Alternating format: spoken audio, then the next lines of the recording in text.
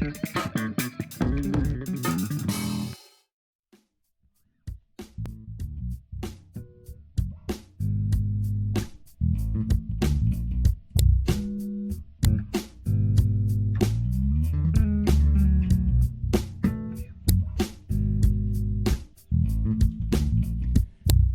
there, welcome to my review here of the Bacchus grooveline. This is the original edition,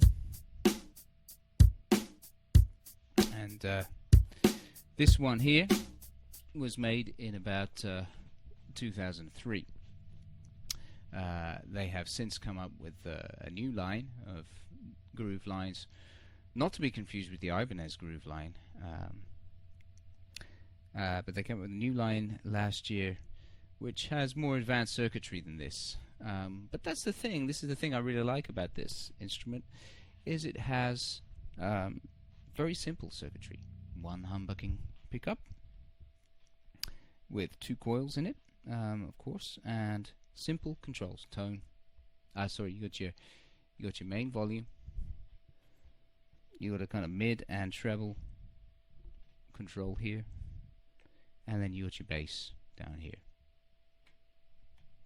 a bass and mid.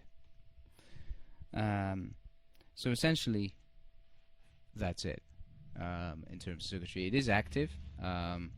Battery goes in the back here.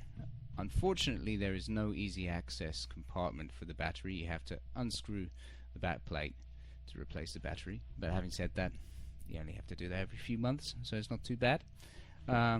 Tone-wise, you just heard what it was like.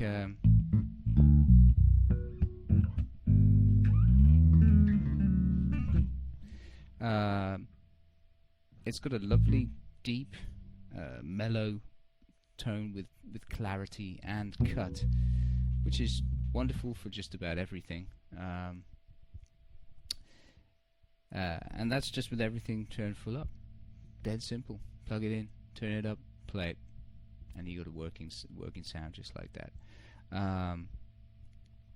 It's made of one solid piece of ash for the body, swamp ash, I think.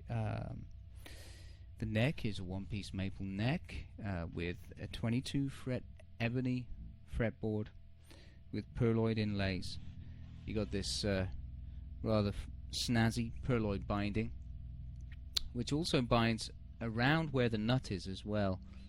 So that the nut, which I think is an ivory nut, or perhaps it's just a plastic nut. No, I think it's an ivory nut in this one. That goes around the ivory nut. The ivory nut sits in there very snugly, so it won't move around left or right. So that's a good solid nut you got in there. You got a string retainer here, which goes across all 5 strings, so you maintain the string tension at the top. You got a 2-piece bridge, which I think is a Goto custom bridge. I've only ever seen these bridges actually on Bacchus, so it's unique to them, I think. So similar to the Warwick bridge in that it's 2-piece, and where the butt of the bridge curves, and the string balls go into there, and then the actual saddles are mounted on top of this nice beveled chrome plate, and the saddles can move around freely. Like if I lift up this string here, I can move the saddle back and forth without really even slackening the strings. You need a bit of finger power for that, but so you can adjust that really easily. Very simple. And you can adjust, of course, what the strings are sitting on. You've got 2 parts basically here. Rather than having springs that you tighten with a screw, you just have these kinds of shuttles that you move with your fingers. And inside the shuttles sit the saddles. Saddles can move up and down to adjust your action, and the shuttles can move back and forward, so you can also adjust your action and intonation like that. So that's a really nice bridge. I really like that feature about that bridge. there are no springs in there to start buzzing around, make excess noise, right? It's good. Apart from that, what we got here, 22 frets. There's an overhang cut around the 22nd fret. This overhang,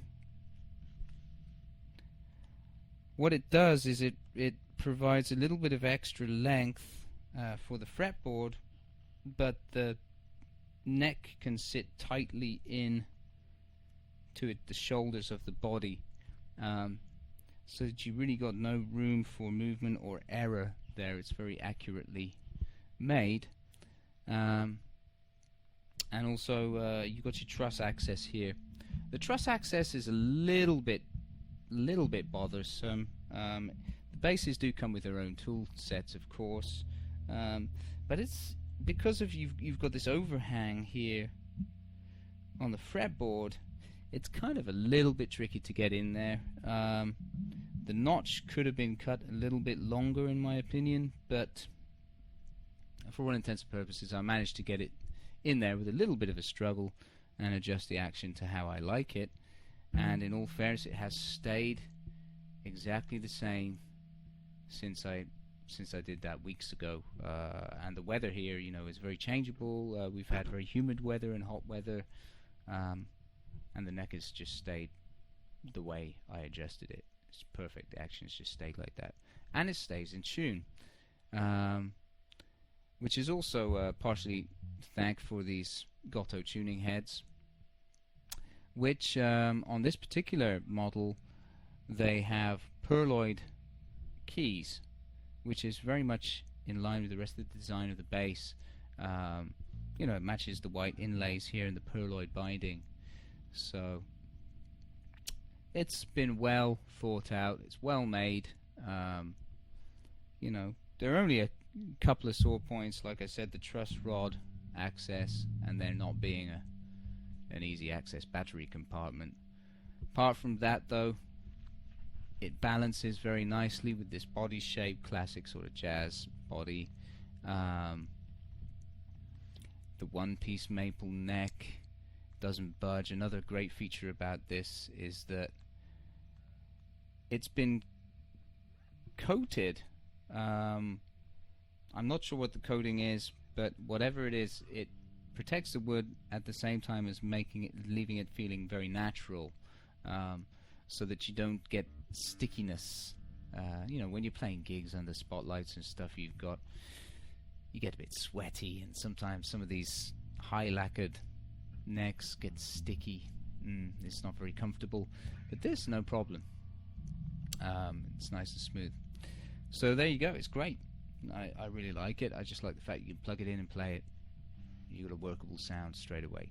So let's take a listen to some of the sound differences. So I'll just run that loop.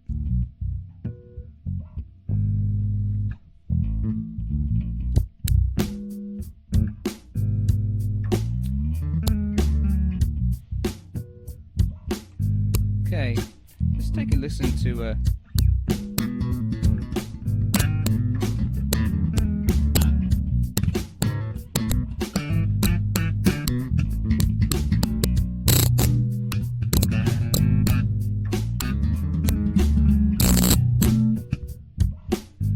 so for a slap, the tone is quite workable, and for solos as well, just set up the way it is.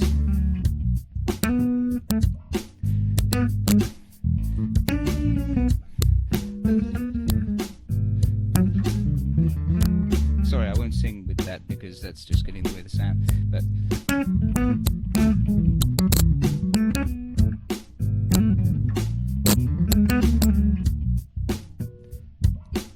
you know, it just sounds nice. Okay, let's just take, what I'm going to do now is just knock the bass out, just have the treble pop up.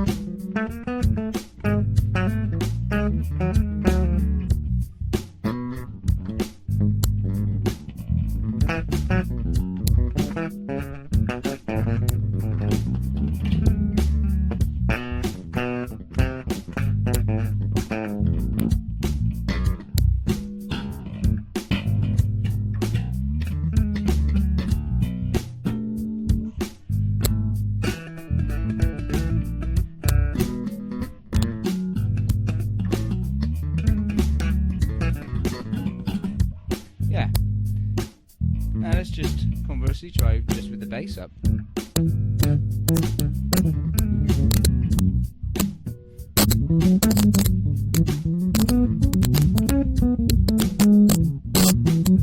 That's lovely. I mean, it's so woody and warm, and but at the same time, it has the clarity.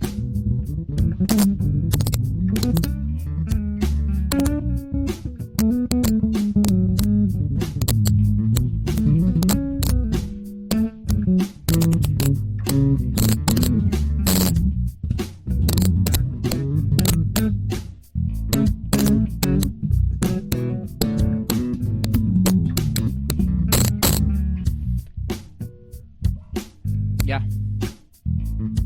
Yeah, I gotta say, I love it. Yeah.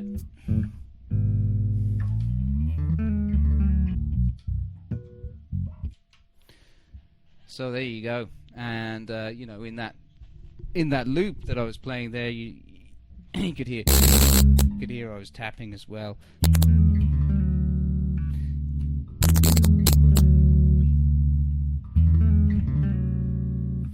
So the differences are actually quite subtle. I mean, even just turning the middle pot down, you've got a workable sound. You turn it up,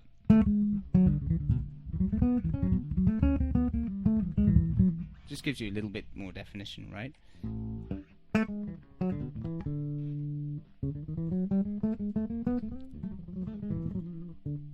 You could turn them both the right the way down and just have a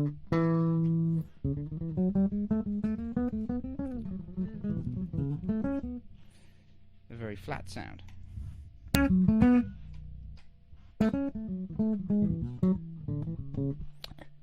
And all of those variations are nice. Three main variations being both pots full up, where you get both pots down,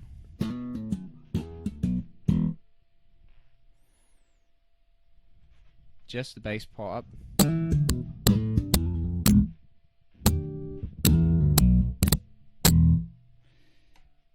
just the treble pot up,